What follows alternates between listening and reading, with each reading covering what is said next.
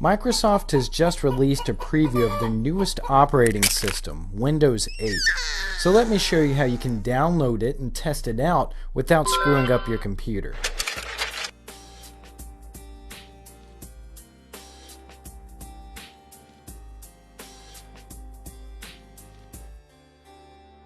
You should know that the Windows 8 user experience is going to be vastly different from Windows 7, Vista, or XP. And as we know from the release of Windows Vista, most Windows users despise any changes to their beloved Windows system. So if that makes you already hate Windows 8, then so be it. But my suggestion is to try it, learn it, and figure it out, then judge it.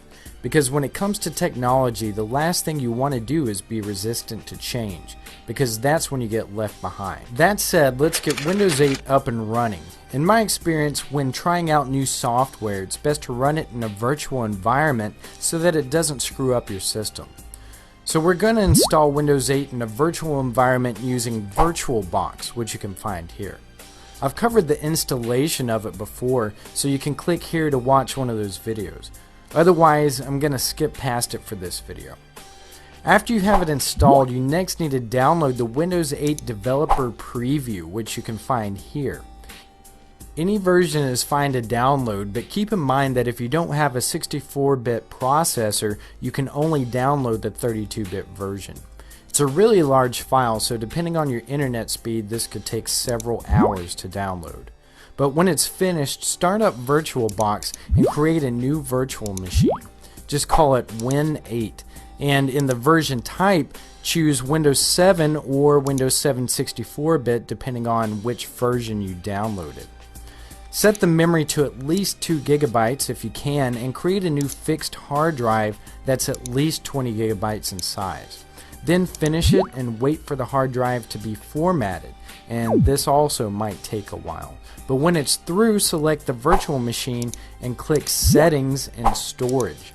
Under IDE controller, select the CD and change its location to point to the Windows 8 ISO image that we just downloaded.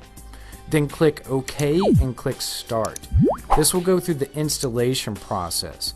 Make sure that you choose Custom instead of Upgrade and install it to the hard drive that you just created. Then let it do its thing. Eventually, it's going to ask you to log in using your Windows Live account. If you don't have one, it's easiest just to take a minute to go and create one and then log in with it. When setup is finished, the first thing that you'll see is the new Start menu, which is part of what's called the Metro User Interface. And I know that you're probably thinking, what the crap is this? Well, the best way to get over the shock of the interface is not to think of it as a past Windows release, but to think of it more like an iPhone or Android operating system. So this would be your app screen, and you can access all of your most used apps from here. To launch an app, just left click on it, and to edit or remove it, just right click on it. To search for files or apps, just start typing or hit the Windows and F key on your keyboard to bring up the search bar. Then you can select which programs that you want to search through. So how do you get rid of an app once you've launched it? Where's the close button? Well, there isn't one. When apps aren't being used, they aren't closed, they're suspended. This is similar to how Android and iPhone apps work, so it creates for a much more fluid application launching and better memory management. But anyway, to get back to the app screen, you can just hit the Windows button and that will bring you back. This essentially serves as the home button like you would have on a smartphone. If you can't get any of your apps to launch, stay with me because I'll cover that in a second. If you click on your profile icon, you can edit it, log out, lock the computer, or add a new user. And there's a couple of cool quick access features that Windows 8 has. If you move your mouse over to the left-hand side of the screen, you can access your recently opened applications and just click on them to reopen them. If you move your mouse to the lower left-hand corner of the screen, you'll see a so-called charm menu pop up. This may look like the typical Windows Start menu, but it's not. The only similarities is that you can search from it as well, and if you click on Settings or hit Windows I on your keyboard and then go to Power, this is currently the only way that you can shut down your computer from the Metro user interface. So where's the desktop? Well, it's under the desktop app. Just click on it or hit Windows M on your keyboard and it will bring up a Windows 7 looking desktop where you can navigate through your files and folders like you would normally. You can also play around with the new ribbon interface.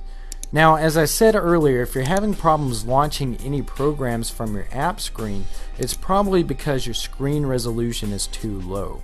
So to change that, right-click on the desktop and go to Screen Resolution. Then under the Resolution drop-down, select at least 1024 by 768 or larger. After applying these settings, your app should now launch. So play around with it, try different things and test it out and let me know how you like it, because I'm really curious to see what you guys think about this. Alright, be sure to check out tinkernut.com on Google+, Facebook, and Twitter. That's it for this tutorial. For more, go to tinkernut.com.